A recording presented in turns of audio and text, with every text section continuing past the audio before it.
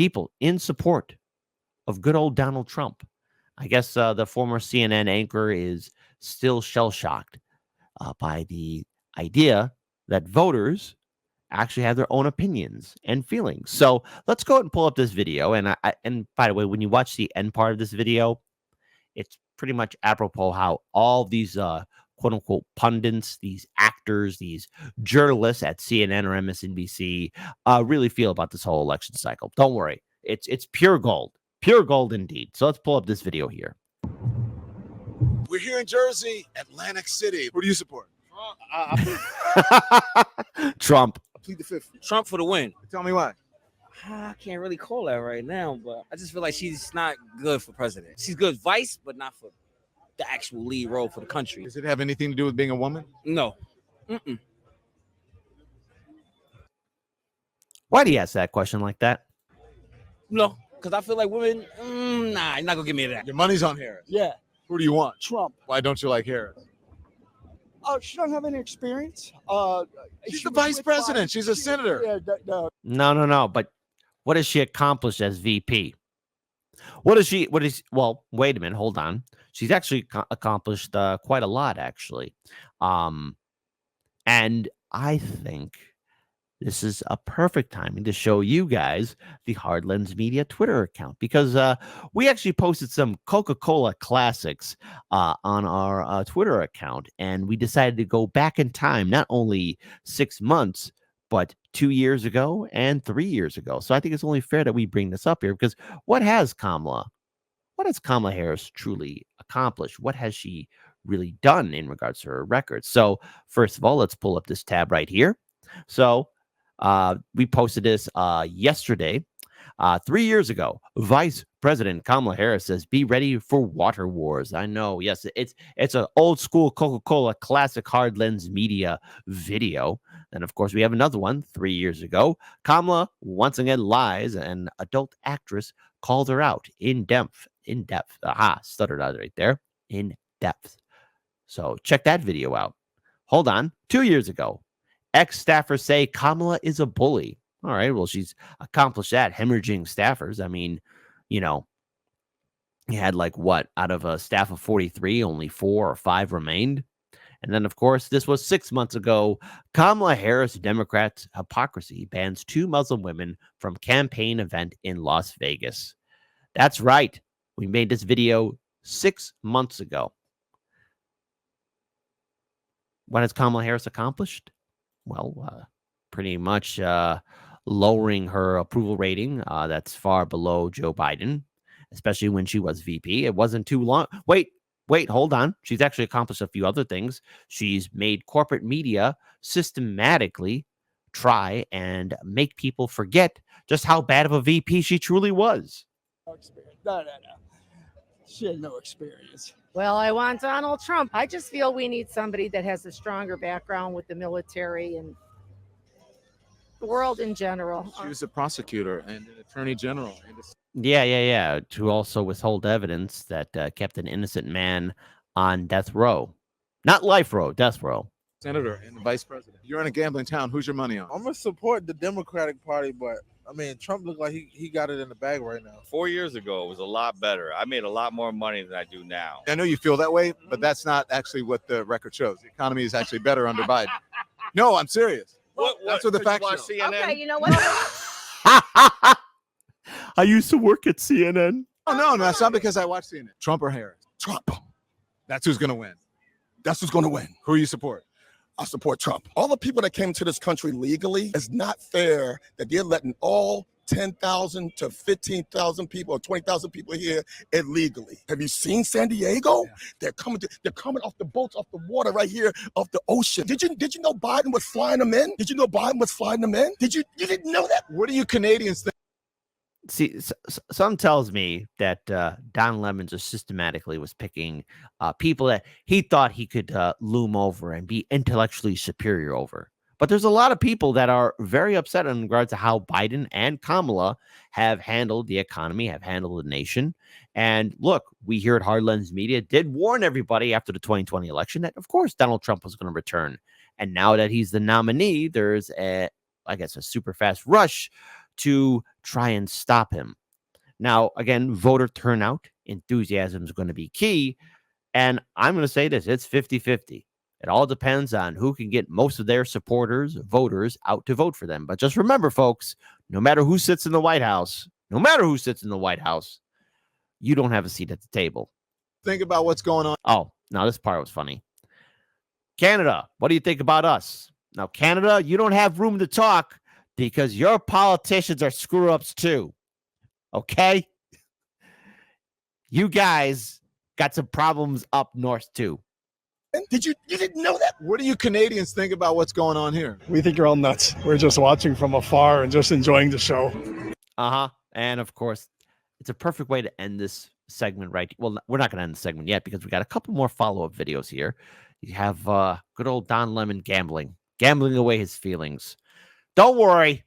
I'm sure CNN or MSNBC might call you up to hire you again. Maybe. We shall see. Maybe. But I think a lot of people forget. A lot of people have forgotten about how bad Kamala Harris is and her record. Because all those people that Don Lemon was interviewing, they're all on board for Donald Trump.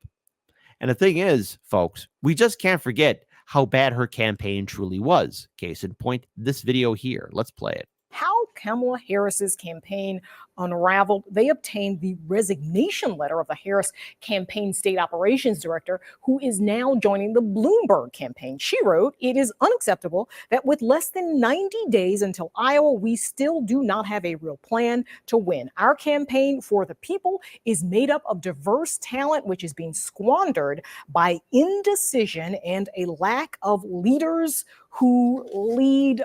Oh! Man, that's a kick in the mouth. Never forget, folks. Never forget. Kamala Harris, her campaign went belly up.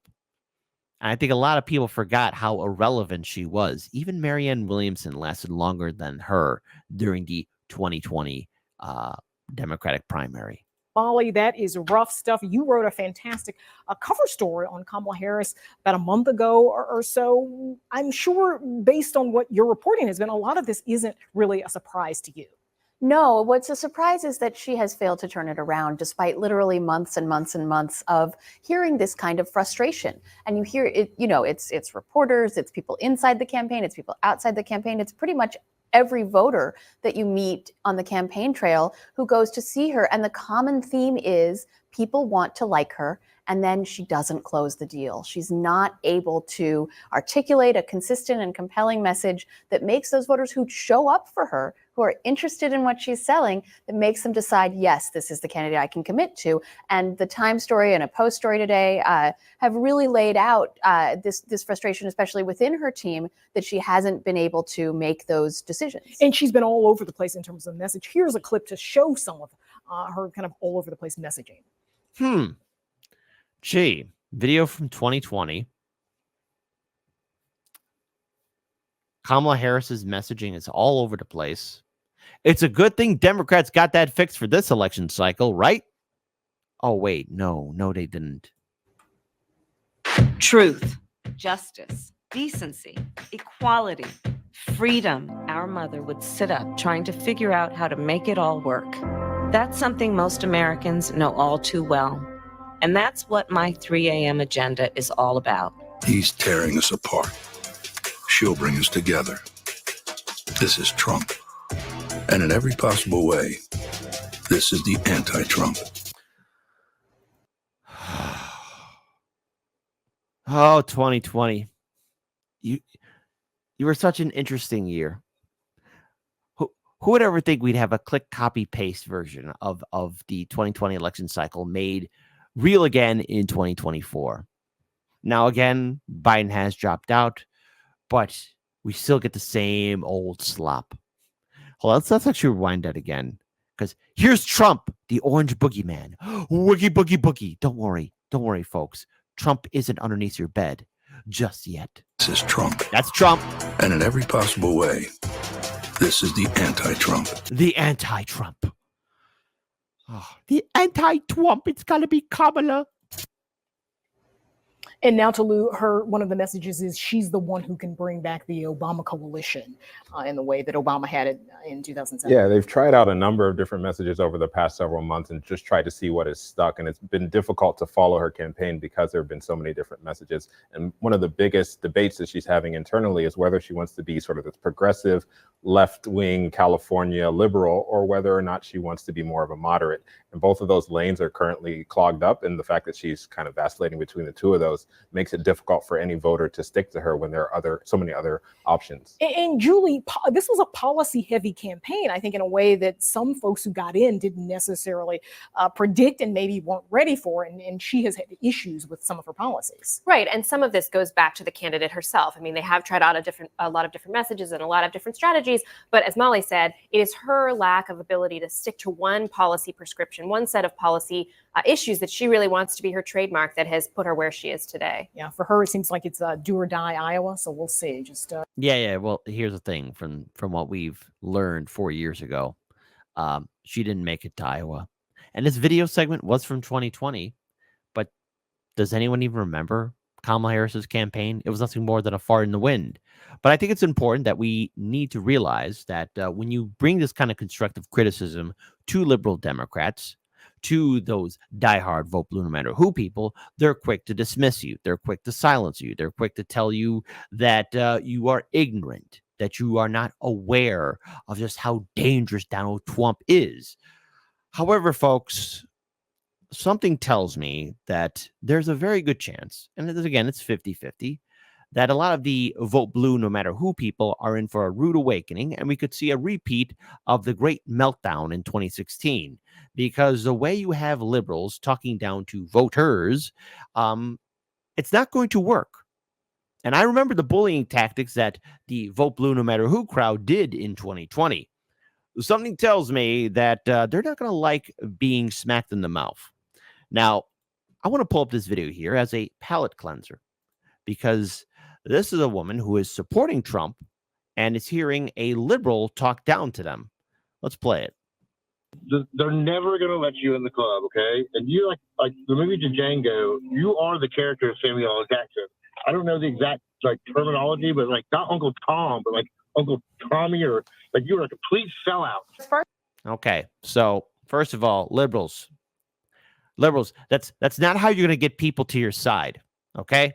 In fact, it's going to cause people to walk away from you even further. First of all, it sounded like that was a non-Black person telling me that. So as a Democrat, that sounds pretty racial and pretty divisive. Next, it's very interesting that I, again, would be called names or be compared to fictional characters because of who I choose to support. Again, these people who are calling and making these derogatory statements about me, who I choose to support, are denying the fact that, again, who are you to tell me that my personal experience is invalid? I think that that's something that a lot of Democrats need to look within, because how have you tried? Kamala Harris is in office right now and has not tried to do anything about the border, has not tried to not tax people on tips, and has not tried to do anything about our failing education system. So everything that she's promising she can do for you on day one, she could do right now, but she's not trying to.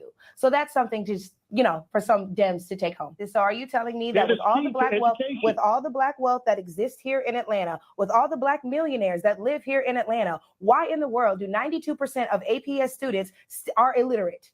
Make it make sense. And we have Democratic mayors, we have Democratic city council members, we have Democratic commissioners, and for whatever reason, 92% of the kids here cannot read. That statistic did not exist in Nevada. So again, I don't know if it was the fact that I got lucky. I can't say that, oh my God, it's the teachers that suck out here. I would never demean our educators here in Atlanta. But what we can acknowledge is the numbers, sir. And so while you want to call me not smart, please tell me what your side has done to fix the illiteracy rate that we see in our Black children. Absolutely nothing. And in fact, not only have they not done anything to address the illiteracy issue, but then they're further confusing their kids by confusing your kids by telling them that men can give birth, by telling them that there's 53 genders, and that by telling them that your love for your best friend must mean that you are gay, you are a pansexual, asexual. Kids under the age of anything high school should not be thinking anything sexual, period. Sexual should not even be in their vocabulary. So for you to say that I'm not smart because because I'm willing to call out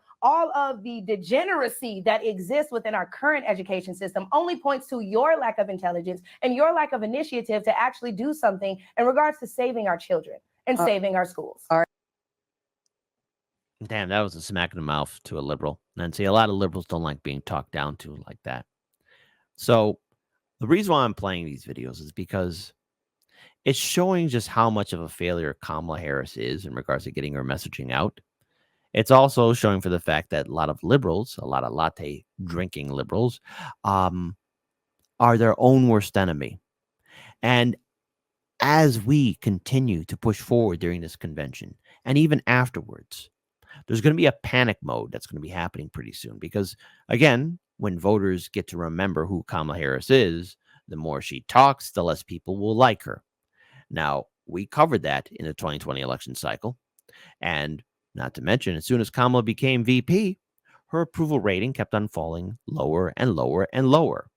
You just can't be an all-star performer and put on this fake show and assume that people are just going to forget your track record and all in all how you presented yourself the last 3.5 years.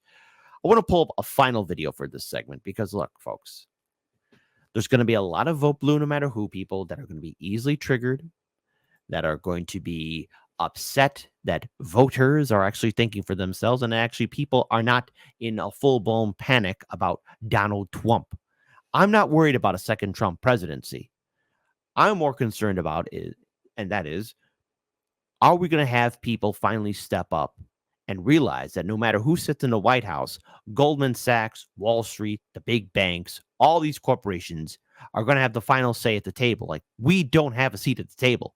There's no policy to help uplift the American people. Now, to be clear here, and we've covered this in a previous segment here at Hard Lens Media, all of the presidential candidates, save for Kamala, actually have policies on their campaign websites. That's including Dr. Cornel West, Dr. Jill Stein, Donald Trump, Chase Oliver, RFK Jr. When I looked at those 5 different campaign websites, I saw policies and platforms. Nothing on Kamala Harris's campaign website. And today is the first day of the DNC convention and still no updates. So let's pull up one more video here. Just a quick reminder, because folks, don't get bullied. Don't get bullied. Don't let anyone bully you on social media telling you that you got to vote for Kamala Harris or whoever because they care about America. At the end of the day, your vote belongs to you. So let's pull up this video here. I don't give a damn if you voting for Kamala Harris or Donald Trump. I don't really like either one of them. But the point is that we should be making sure that we are getting something for our vote. Why do black folks feel like we just have to give our vote to the Democratic Party just because they stoke fear in us or they're Democrats? We got to get off the plantation. That's why I'm independent, because we need policies that are going to represent our community. We fear no one. No president has ever saved us. We have endured the most trauma in this country, and yet we can't ask for policy. The Asians stand up and they get anti-Asian hate bills. Israel stepped up and y'all are pro-Israel. Palestinians are fighting each and every day for folks to be pro-Palestine. But when George Floyd happened, what did we get? Nothing. All these Democratic shields like D.L. Hughley and Ricky Smiley and Buttermilk Biscuit Dance and Roland Martin, all they want to do is stoke fear in us, but they don't want to put policies to make us vote for the Democrats. We got to stop being fooled. We've already lived Project 1619 to Project 2024. We got the lowest wealth and the racial wealth gap, the lowest home ownership rate, the lowest literacy rate. We can go on down the line with the trauma black people still face in this country today. So why would we be scared of Project 2025? Trump was nowhere to be found when all these laws were put in place. Stop stoking fear in us and give us policy. And I don't care what you say, we deserve it. Hey, there's a reason why I didn't hit the pause button. That was fire. That was Jamal Green. We've had him on the show. Actually, he was on the show quite recently, just a few weeks ago on our platform. And I have to say this. At the end of the day, my friends, the Democrats are going to be working double time to make everybody panic. They're going to be working double time to make all of us be afraid. They're going to be working double time to bully us. The meltdown will be glorious should Kamala Harris lose, because corporate media has created this idea this myth of who Kamala Harris is. But yet it wasn't too long ago when they were doing segments on saying that she was the, well, most lowest approved VP in U.S. history. She had the world heavyweight title right around her waist. And now she is set to secure the Democratic nomination here in Chicago. Vote blue, no matter who.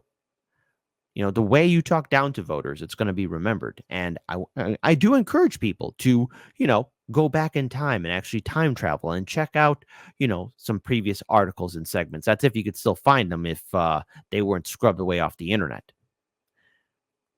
This election cycle, maybe it'll be the Great Awakening. Maybe voters will realize that, you know what? The two-party system has manipulated us. It has lied to us. It has screwed us over. It has constantly dismissed us. And maybe now's the time for all of us to break away from it. And we should.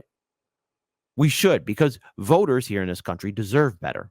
And the only way we're going to make it happen is if we actually create movements and organizations not connected to DC. And I know I keep repeating this over and over again, but we should not be subservient to a political system that has so far abandoned all of us, left us in debt, left us impoverished, and yet no matter what, they're saying that they are the only option for us. Who says? So long as we give our silent, obedient consent, nothing will fundamentally change. We're being treated like spouses that are constantly in an abusive relationship by both parties, Democratic Party and Republican Party. I've made this clear so many times. They don't like us. They don't think about us. They don't respect us. Let's see how this DNC convention plays out here in Chicago. And of course, Hard Lens Media will be covering it. So stay tuned for updates as we constantly cover this event and find out whether or not the Democrats can rebuild their great coalition or whether or not it can actually, well, fizzle away even more. We shall see. But so far, Democrats, it's not looking too good.